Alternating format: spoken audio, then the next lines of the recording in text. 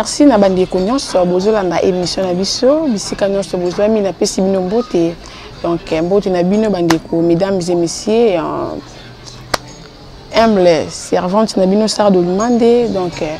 na pesi bino mbote bisika bozola mi donc na lela bino ya trop bon continuer toujours ko s'abonner na chaîne na biso ici ça va donc ande to lobela mamba bien donc mamba bien déjà na pesi mbote na ngai na mon père chéri depuis en Allemagne na zolanda émission na ngai donc papa na ngana lilo fort et je salue encore ma grande sœur Laure depuis France donc je t'aime il y a trop je salue encore ton Mitch na lilo fort nabi ke bisika za okama et osuna denga ngai donc makamu des amis na ici ça va donc lelo tozo lobila si j'ai na biso sur la propriété mais donc lelo ndi makamu donc ba maman nga ba papa nga nabi ke ba papa pe boza bola na émission nga donc bisika bozali bosima ba kai na biona ba bike bolanda mamnyonso onona et puis pour continuer comme toujours donc les autres lobela si j'ai n'absolu ya émission les autres lobela mingi sur la propriété pour na basi le pendant lobela mingi basi à propos ya basi nini ni moi si il faut aussi faire soigner njoto na yo ko se faire soigner njoto ezaka na libanda te hein pour se faire soigner njoto na libanda na 4 donc na 4 il faut aussi faire soigner njoto na bien moi si il y a libala donc on va basi ma balati même na baso ba balati hein ouais na basa balati pour na bi que même o ba balati à la longue ba bala kaka on le bien mingi sur la propriété faut ko yeba ko se faire soigner njoto na yo tango la muki na toro avant obima libanda enda kuna yo il faut mingi ko za la petit saut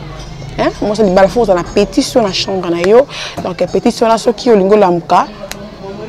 aujourd'hui mai tu na kati ya petit sonayo avant obima libanda ou se faire soigner vagin na yo ou se faire soigner vagin et ça ba fille musu ba kwa ko dika njoto na bango moi s'il faut ko yeba ko nika njoto na yo omoni o gagner bolingo makasi et pas mobile na yo donc et ça ngo technique le batike faut za kitoko za na terre bien la très bien non kati na yo so eza mabe ato kitoko ato la tabi ato le ba bien mbala no monde ka bongo donc bandi ko na basi il faut qu'on se faire soigner njoto bien tant ko ela basi mususu donc makambo za mo kilo ela mo mususu akoti na douche asalaka pas même 10 minutes 1 minute de ko na mo sata yo mo pe 1 minute na douche oni kan njoto ndeni moi sinano tant koti na douche na yo avant bana oni kan njoto na yo to aussi ba savon na yo ba bana na si o ba na vagin na yo obano nika vagin na yo oui musa en plus de mon faut nika na musapi donc musapi dum te sala donc mouvement na kati ya vagin donc koti musapi na kati ozo nika njoto na bien oza ko se faire soigner ozo bisa ba perce blanche oniki tango aussi ça ko nika avant na kutu okoti na douche bano boire ma ba suko il faut ko utiliser mine citron et na baba si mususu donc mbalika soit simbi même balaki na pousse mon na baé na pas ni sol mon citron oka et si ça sol na peka na sexe na yo so le citron mais citron au final na kata ni ya kata mai na ya continue oyo o sokolela bandi ko nika vagin na yo nika vagin niko bisi ba perce blanche bois qui mai donc pour au sentir que au teli c'est non pas teli pena donc au coach musapi au sentir musapi calé au sentir musapi ils sont calés donc musapi calé cela veut dire que au teli tant aussi ça konika si na yo au jus citron na yo au jus citron ou appliquer on a ni na lèvre au vagin aussi qu'on peut sur le thé à part on attend aussi on nika vagin na yo on va ni nika anis anis sont on nika bien thé par maman et puis à solo mon corps sont on nika bien thé m'a plein à part on citron poudre au cas ici ça solo na ma peka na anis na vagin au tchon na 4 to tchon ka libanda et sexe na yo donc aujourd'hui poudre na yo on appliquer na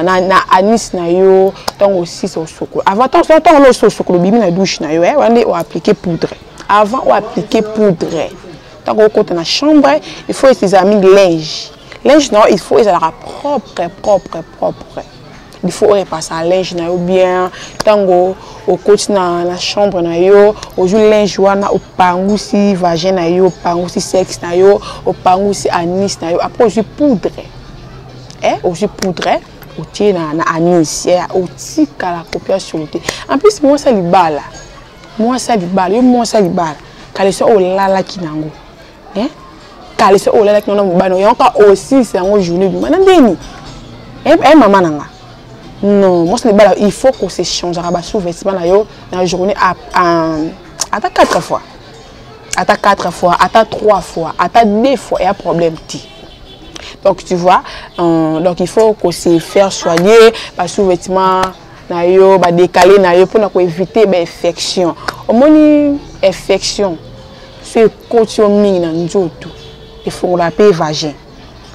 Au sentir mbana yo à nous sentir yo souté mbana yo à le ko sou ki to côté parce que infection des côtes na 4 qui bo moi si na yo au ko s'appelle des pour au moins moi sur des vagin des fouam et si ça goût ya moi si aux asou bouti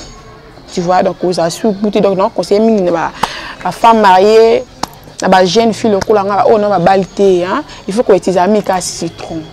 aujourd'hui au tiède la petit sonayo wana so qui est on se sentir donc ma personne chez moi belé donc si nayo qui bon moi c'est vraiment d'âme donc aujourd'hui citron nayo au la petit sonayo tant on la petit so hein ou vendre la moi qui au salata pendant 2 minutes 3 minutes après aujourd'hui mayana au bois que aujourd'hui petit sona au niki en bien niki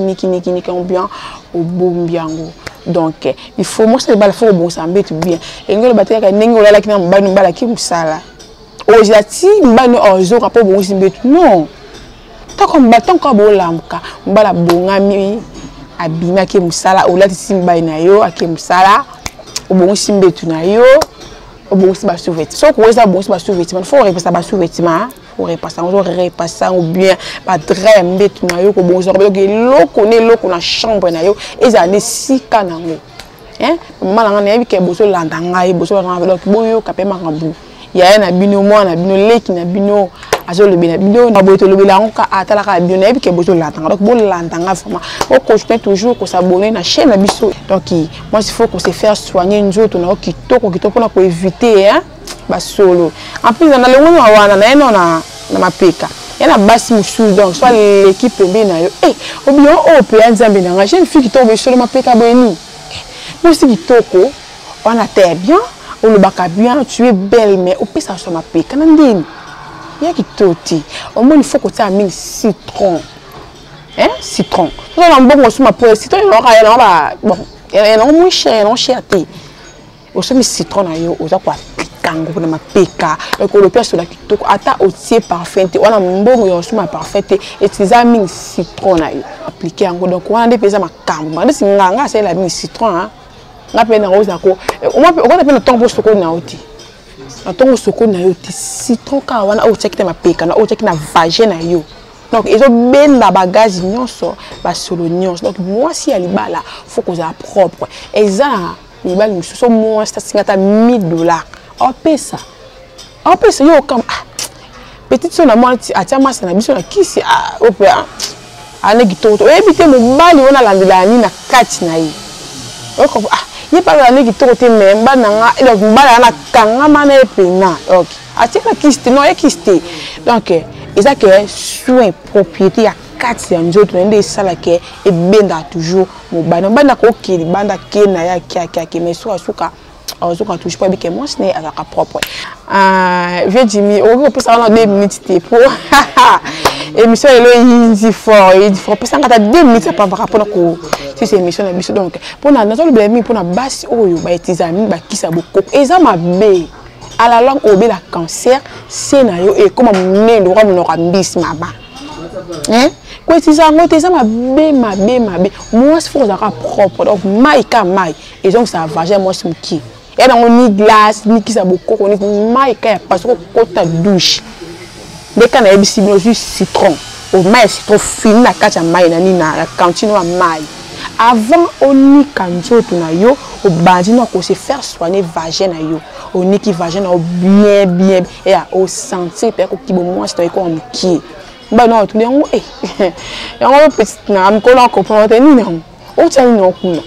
o se le rotin o ta kisi na kisi te kaka citron kaka donc conseil on paye ça basta mabala bandi ko nga basi bolinga mi ko tsa bitata te ça mabe makasi alors longue épée ça cancer et bib ça ki bo moi na yo mo bala ko mo jo ba mbanda mo o senti pe o tali pe mbanda nzambi kanya na ka kitoko we mbana pa ke jo nga yo non et non alandi soki mbala tali kitoko na ote atali taille na ote ke je be mbana mabe parce que mbana wa sa propre plus que yo yumuko baby sanjoto na yo na bitata na yo na yani na yo donc et ça que njoto et ba pour gagner mobile na yo donc il faut que ça propre il faut que se faire soigner qui bo moi si na yo bien merci na ba union so bandaki kolanda émission na biso ya ICTV donc je vous aime bien je vous love il y a trop beau continuer toujours pour s'abonner ma chaîne na biso donc beau partager allez là nous faut tarabine donc so binoté mais comprenez mon émotion donc ça lit mon vieux Jimmy donc mon bal yandela linou les leur fort je salue encore Jacob ninga na ona tika ngati donc partout na la naïe je salue encore mon vieux chéri. Mon vieux chéri trésor bazola et j'ai salé encore des Chris Mieye j'ai salé encore donc vous êtes belé ceux qui d'abord qui ont été considérés un balassima donc donc pour conclure l'émission de Michel Mokwelo donc ceux qui apprennent ceux qui ont majorité trop content dans la mikolo donc je vous aime à trop